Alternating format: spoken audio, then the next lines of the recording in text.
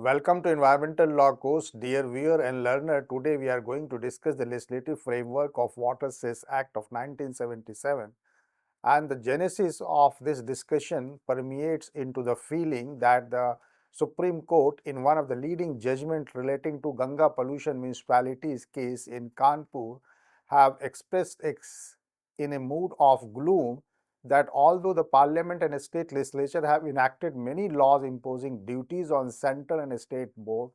and municipalities, many of these provisions have just remained on paper without having any adequate action being taken in pursuant thereto. This is a very pithy observation of the Supreme Court of India in Ganga pollution municipalities case, which witnessed menacing level of the pollution in Kanpur, and the one other source was the tanneries in Jajmau in Kanpur. In both the cases, the Supreme Court came very heavily and expressed displeasure over the very functioning of the Water Prevention and Control Act of 1974. As we have seen that the Water Prevention and Control of Pollution Act 1974 is a very comprehensive law and very detailed law. After the Forest Act of 1927, if we go by the volume of the enactment and the provision which are being engrafted into the Water Prevention and Control of Pollution Act, this act is said to be very comprehensive because it also took 12 years to frame the entire law with the consent and ratification and consensus of the two or more the state and the other states of India, simply because the water happens to be a subject of the state list under the 7th schedule to the Constitution of India. Having said so, the point which we are going to argue is the fact that the genesis of the Water Cess Act is to see that how a country like India, which have a large number of major rivers and the minor rivers and the tributaries, and endow it with rich resources of the water conservation and water bodies, have to clean the task of the pollution and contamination of the water. We can see that the 4 decades of the legislative history of the water enactment, we find that the water pollution control laws navigate between the hope and despair and the lofty objective of the achieving of the wholesomeness of the water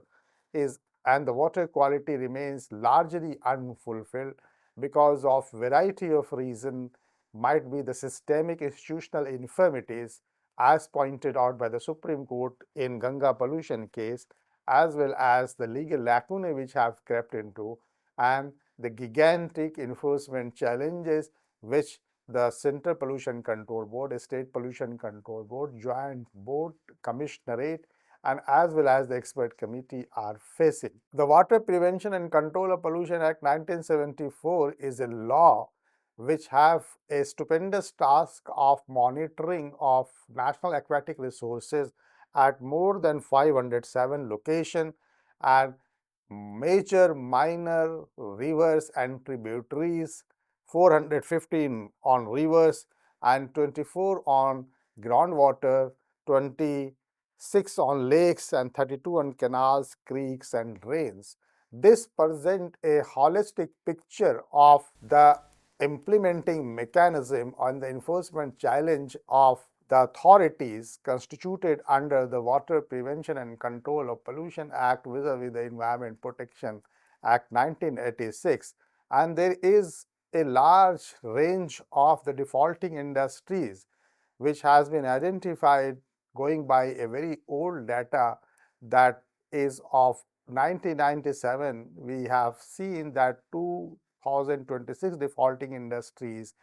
the survey has been carried out and we find 1657 in Tamil Nadu alone have identified as the defaulting industry. The defaulting industry has a tendency to escape the legal dragnet of the Water Prevention and Control of Pollution Act and try to see the comparative advantages of paying the fine under the prosecutorial regime of the water law in 1974 and try to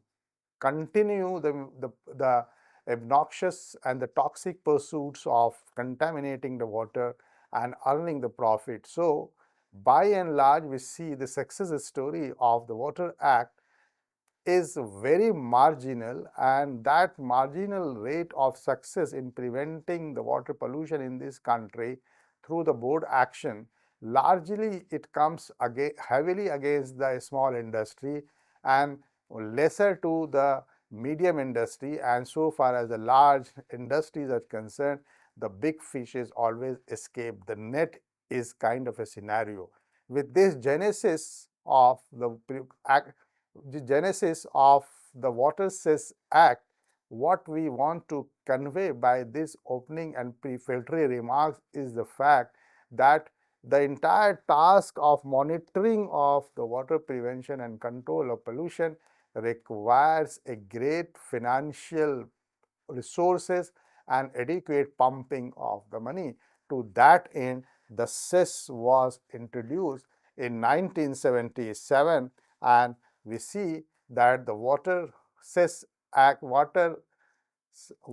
Prevention and Control Cess Act 1977, under its legislative framework, try to create a kind of a financial mechanism so that the Water Prevention and Control Act of 1974 can be observed in compliance than that of the breach. Having said so,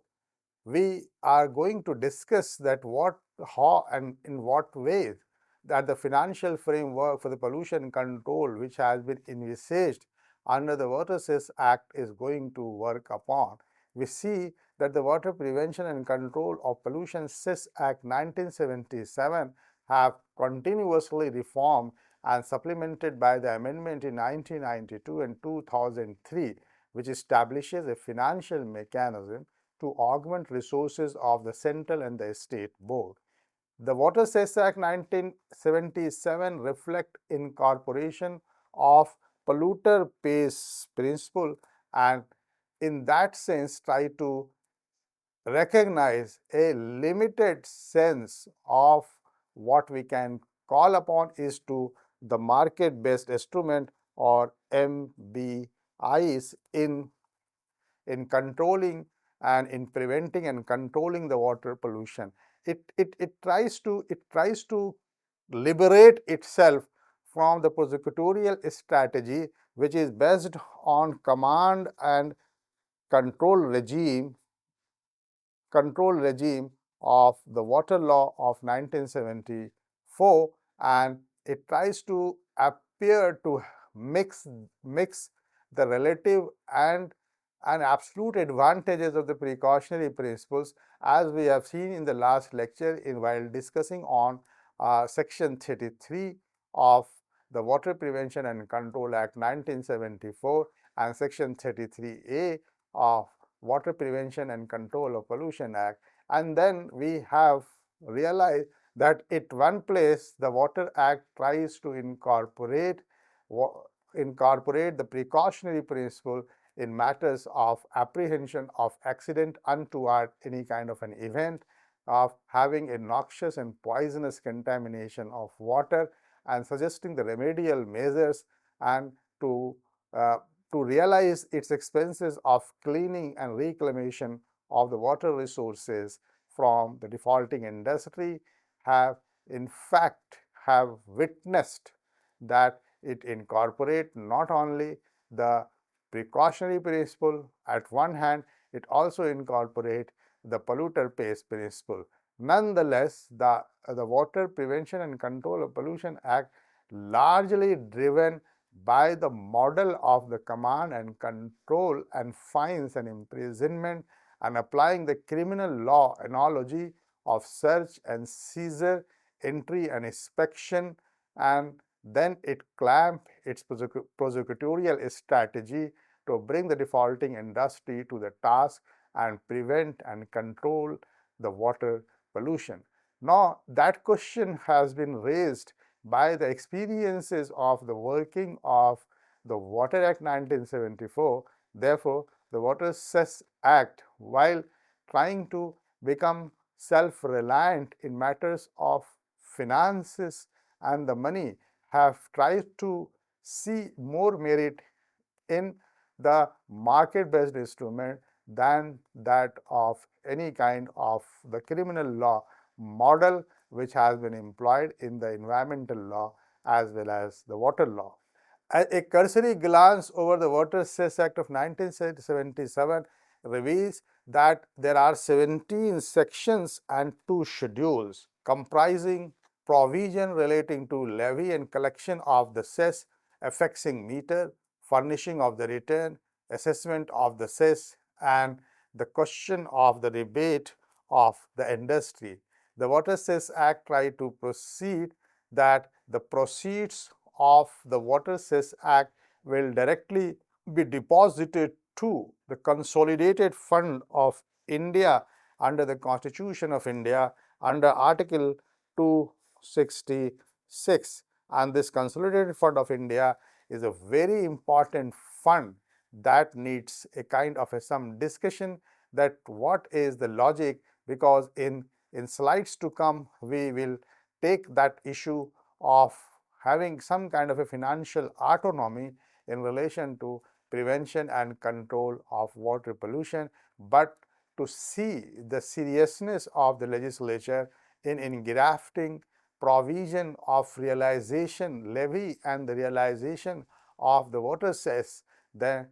it makes a provision which is mandatory that it shall be first credited. It shall be first credited to the Consolidated Fund of India and to be paid to be paid to the central board and the state board, meaning thereby we can realize the constitutional importance of the Consolidated Fund of India and the funding mechanism of the Central Pollution Control Board and the State Pollution Control Board uh, from deriving the fund and having a financial sustenance out of the Consolidated Fund of India, which is very salubrious provision under the Water Cess Act of 1977. The cess which has been levied under the Water Cess Act 1977 will be on the basis of the consumption and the water consumption, which can be measured by the authorities by fixing meters and having a record of furnishing the return that the use of water and so much so the discharge of water, and then the Cess Act try to see that how that cess is to be assessed, to be computed, to be charged, and if there are chances of the rebate and the grants of the rebate and the entitlement of the rebate, that must be conferred on the industry while realization of the cess. Having said a cursory glance over the provisions of 17 section and 2 schedule and the mechanism through the Consolidated Fund of India and dependency of the Pollution Control Board, then we will try to see that how the financial framework of the pollution control as it has been ordained and envisaged under the Water Cess Act of 1977 has been answered by the court decisions, and in this reference we are citing the Britannia Industries Limited versus Tamil Nadu Pollution Control Board, wherein the final decision regarding the levy of the cess was made, and it was done on the basis of taking a view that not the raw material or the ingredient used by the industry or any manufacturing unit or processing, but the final product is relevant for the purpose of the act. So once it comes for the levy of the cess under the Water Cess Act, what is the litmus test that has been laid down in Britannia Industries Limited versus Tamil Nadu State Pollution Control Board, and we will see and examine that to what extent that the judgment have created a ground and a grand norm for levy of the Water Cess Act. Levy of the Water Cess Act, we see that the major ground which has been identified in this case is not the raw material which is it is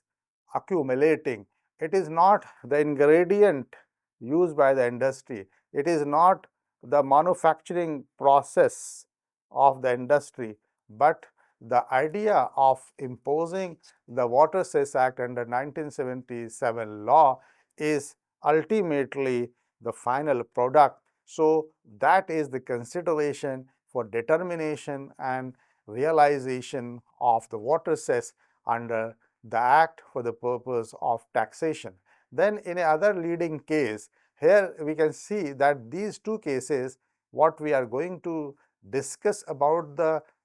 fundamental basis of levying the water cess. And in Tata Iron and Steel Company Limited versus State of Bihar, the Patna High Court has examined the Water Cess Act, especially the Section 7 of the Water Cess Act as it stood prior to 1991 amendment. That means it is dealing with Section 7 of the original Act of 1977, and it also reflects that because of the experiences of the realization of the Water Cess Act, then we have to see that what Section 7 happens to be in 1977 and what Section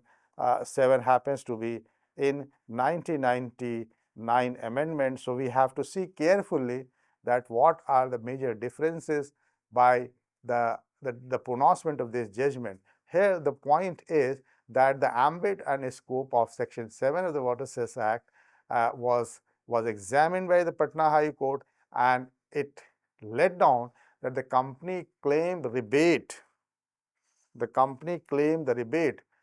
through its water treatment plant could treat only part of the industrial effluent and sewage generated by the company, and therefore in its assessment order the Bihar Pollution Control refused to grant the rebate. Now the question is that whether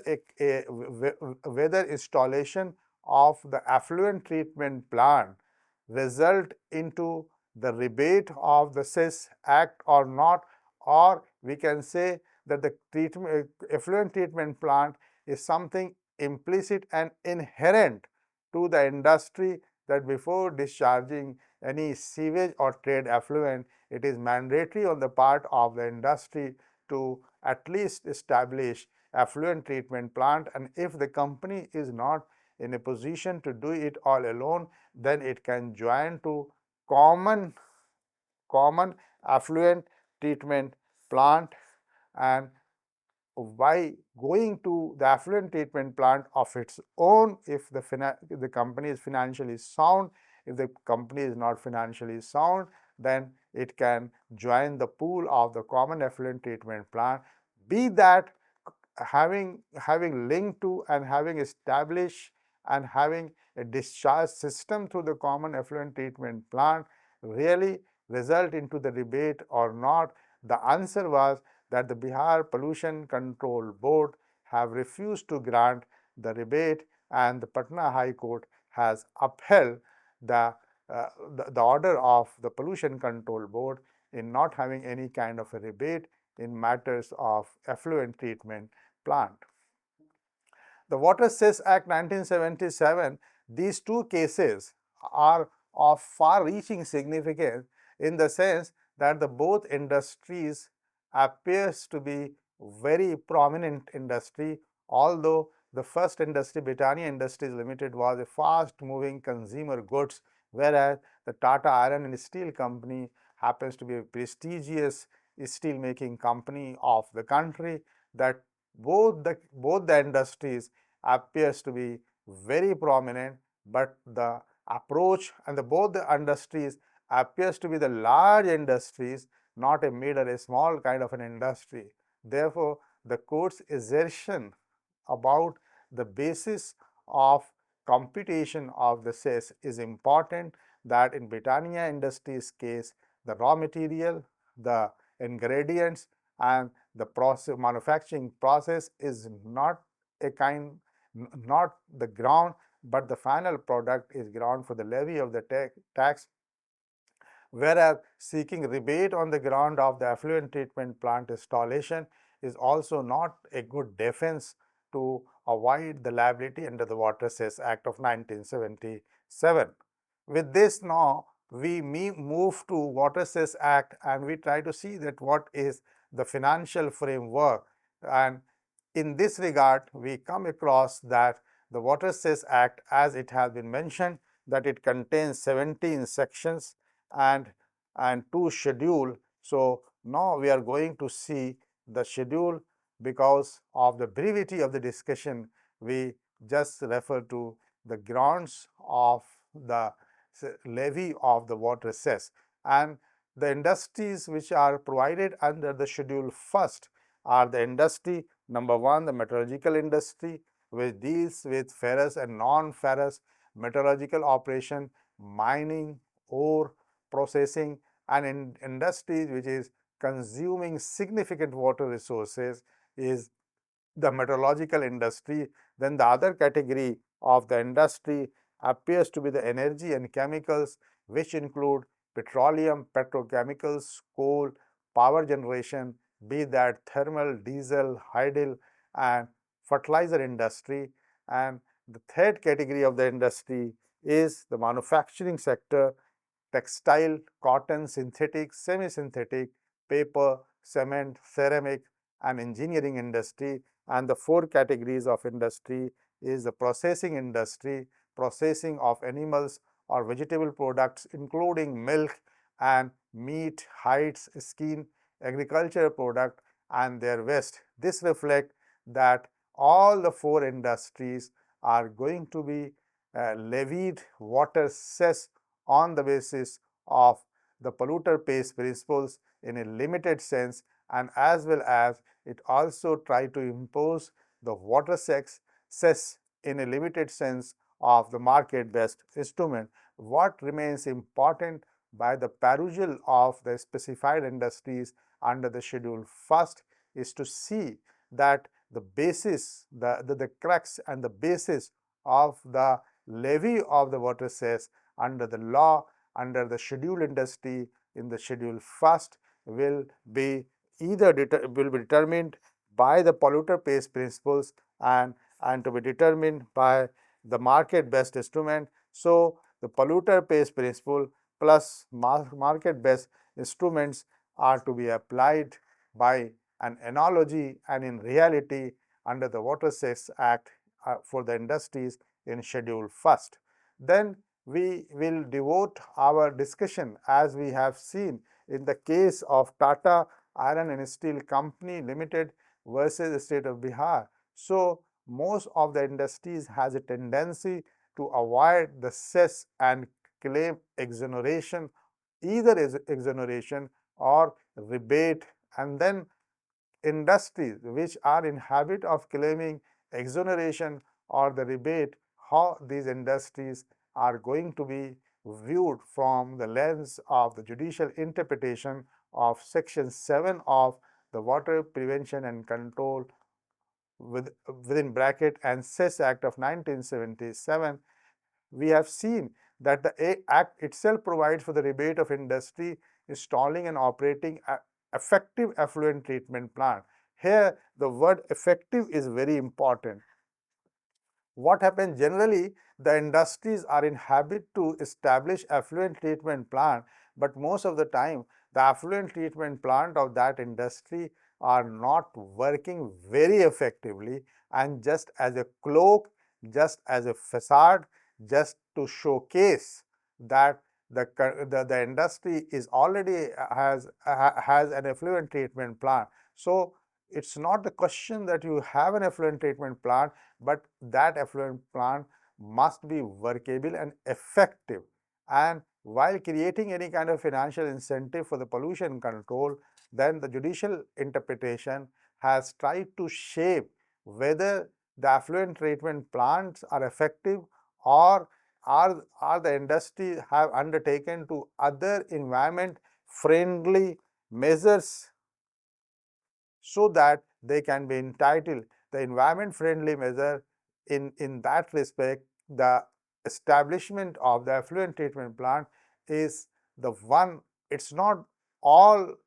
ground and it's a total ground for the rebate, but the court will see that the industry has effluent treatment plant which is workable, effective. Along with, the court will also examine that to have rebate or financial incentive that the industry has undergone and has undertaken all proper safeguard which can be said to be environment friendly, which must be having eco labeling and eco marking. So that have shaped the entire judicial interpretation of the rebate system under the Water Prevention and Control of the Cess Act, as we have seen just now that the Tata Iron and Steel Company Limited versus State of Bihar, the Patna High Court has held that the companies are entitled to rebate even when the treatment plant can only process part of the industrial effluent and sewage, and then it gives try to a kind of a leverage to and a kind of a consolation, a kind of an encouragement that the more and more industries are in habit of undertaking the effluent treatment plant, and even in case of the partial compliance of the effluent treatment plant, in this case it has decided otherwise. What the Bihar Pollution Control Board have taken the opinion of not granting the cess and was adamant in realizing the water cess on that ground. So the judgment of the Patna High Court is a very liberal interpretation of section 7 of the Water Cess Act. On the other hand, we see the case in point is the Saraswati Sugar Mill versus Haryana State Pollution Control Board in 1992. Then we find that the Supreme Court clarified that the Water Cess Act is a fiscal enactment. So, what can be the judicial interpretation of the fiscal enactment? The term vegetable product under entry 15 of the Schedule 1st refer to the product made from the vegetable in common parlance, not in a botanical definition. Therefore, the sugar cane, while an agricultural product, is not vegetable for cess purposes.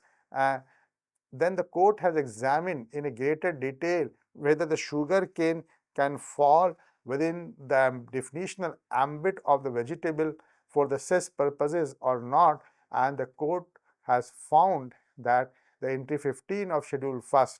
of the Water Cess Act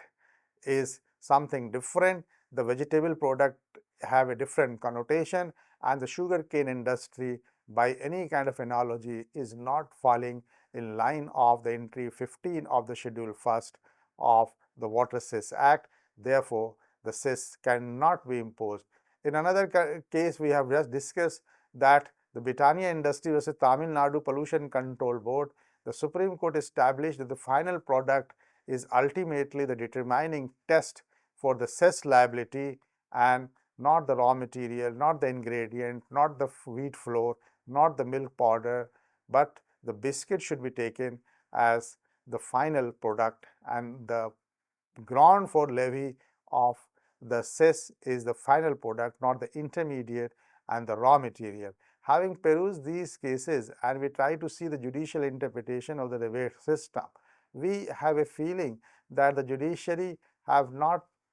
taken a very rigorous implementation of the Water Cess Act and have taken a liberal interpretation of the Water Cess Act in matters of its levy and the realization. Therefore, what we see in the another aspect of the central board and the state government, which have an extensive legislative power under the Water Act 1974, invariably all environmental laws have given a fair provisions of the water prevention and prevention and control of water pollution, prevention and control of air pollution, prevention and control of environment pollution, and it happens to be very exhaustive in nature and character. Nonetheless, what we find that most of the details and most of the essential requirements are being left for the delegated legislation under the rule making power, and in this context we are bound to refer to section 3, section 63 and 64 of the Water Act, which enables the government to make certain legislation, certain rules to promote the very object of the water prevention and control of pollution, as well as the water Prevention and Control of Pollution Cess Act of 1977. Thereby, under this category, we find the central government authority can make the rule for union territory. A state government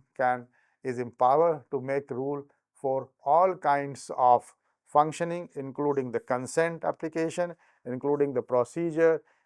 including appeal mechanism, and entire local assessment enforcement protocol. And then if the parliament have not given adequate attention to any of the aspect and have an oversight, that oversight can be fulfilled by the delegated legislation having creating a democratic opinion, having creating an accountable system or a very transparent system for the compliance of the water law as well as the water cess law. In this regard, what we see that what has been conferred under section 63 and 64 of the Water Act, then the key notification which emerged out of it is the notification regarding the constitution of Pollution Control Committee in Union Territories of Daman, Diu, Dadra and Nagar Haveli. It also resulted into the delegation of power to Union Territory like Delhi, Chandigarh, Puducherry and Lakshadweep. It also resulted the establishment of appellate authorities for various jurisdictions, and it has created standards for a small scale industries in the union territories. So much so, the key notification and the regulatory framework under section 63 and 64 resulted into designation, identification and establishment of the Center Water Laboratories and Center Pollution Control Board, National Environmental Engineering Research Institute, Zonal Laboratory, and the rate notification for cess collection under its parent act and its consequent amendment in the year of 1992 and 2003. Having a cursory look about the power of the 63, 64 and making delegated legislation and perusing the key notification on that aspect in reference to the Water Cess Act of 1977, what we are going to discuss now that the key notification and the regulatory framework all in in fact try to construct a kind of a financial mechanism, and that financial mechanism here we can discuss the relevance of the Consolidated Fund of India, which has been given under Article 266 of the Indian Constitution. This is of a paramount importance because once the cess are being credited, but it remains very sorry to reflect upon that despite the fact that the Consolidated Fund of India, from where the salary of the judges are being paid in order to ensure the independence of the judiciary, in most of the cases the judiciary have taken a very liberal interpretation of levying of the cess, notwithstanding the judicial opinion of having a relaxed view and a relaxed and liberal interpretation of levying the water cess. What remains to be examined here that once anything is being deposited and credited to Consolidated Fund of India, then we must ensure that the central board and a state board which they derive their financial resources from the Consolidated Fund of India, meaning thereby that even the country is reeling under some financial emergency. I am bound to compare and contrast that when the Constitution ensured the independence of judiciary and when the Constitution, while ensuring the independence of judiciary, has met this provision that the salary of the judges are to be paid by the Consolidated Fund of India, then the very object and idea is that even the country is reeling under a financial emergency, the judges' salary are not to be compromised because they have to dispense justice without fear and favor, without a stress of any kind of a finances. The same kind of the ruling, the same kind of the consideration has been given in matters of prevention and control of pollution. That speaks that how the government of India, by creating a kind of a financial mechanism, we rarely focus on the financial automation and the mechanism of the environmental laws, and we never realize this very fact that the Central Pollution Control Board and State Pollution Control Board are deriving their finances from the Conservative Fund of India, meaning thereby even if the country is reeling with financial crunch and emergency and economic depression, the task of prevention and control of pollution assumes a very fundamental and a paramount importance. And we see that this is the very genesis of the revenue collection, which has been reflected into the Water Cess Act of 1977. We also see that the board, in matters of levy of the cess, prepares annual budgets showcasing estimate of the receipt and expenditure and forwarded to the respective government for parliamentary and legislative approval. And the audit requirement under the Water Cess Act 1977 adopt the methodology of annual account system to be audited by the auditors under which is tantamount to an add part to section 141 of the Companies Act, ensuring financial transparency and accountability. Thus, as a whole, we see that out of the key notifications and the regulatory framework and the perusal reflect that the Water Cess Act represent a sophisticated attempt to internalize environmental costs through fiscal mechanism, and by combining a mandatory cess collection with rebate and incentive, it creates an economic drivers for pollution control, and while generating resource for the board operations, it is linked to the Consolidated Fund of India, and this is something very important about the board. However, we see that the implementation and challenges which persist, including the assessment of the levy of the cess and rebate calculation controversies and enforcement difficulties against the defaulting industry, that is something a big challenge under the law which is called to be a law relating to the Water Prevention and Control of Pollution Cess Act. With this, we end here, and I thank and I wish you a happy learning.